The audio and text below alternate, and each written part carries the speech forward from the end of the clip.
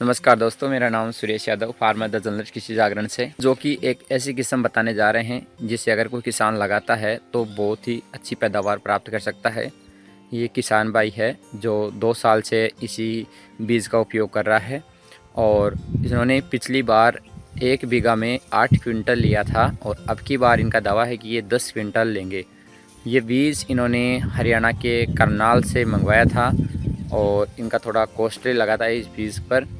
और जानने का प्रयास करते हैं कि कौन सा बीज है और इसके विशेषता ये भी है कि एक जो बीज है उसमें 8-8, 10-10, 15-15 कलियाँ फूट रही है।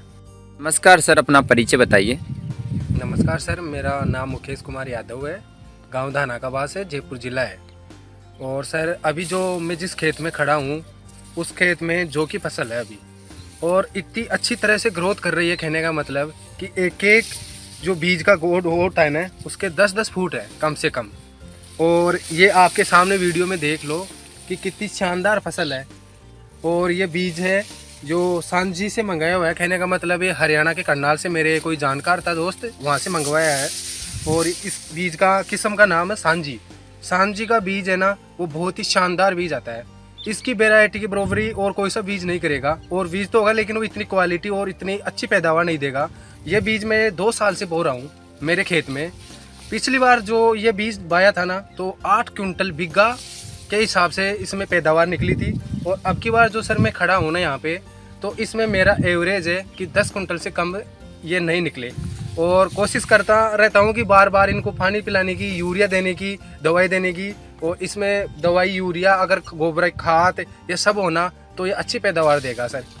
आपने ये बीज लगाया है तो इसका जो प्रोसेस है वो बताइए कि किस प्रकार से मिट्टी को तैयार करने के बाद में लगाते हैं।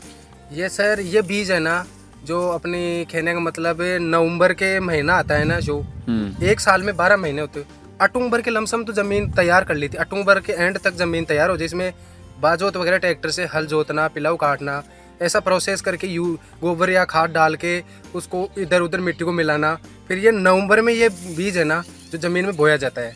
और इसका पूरा प्रोसेस है ना 3.5-4 महीने का होता है। कहने का मतलब 3.5-4 महीने में ये बीज पककर तैयार होता है। सर जैसे कि आपने ये कितनी दूरी में लगा रखा है?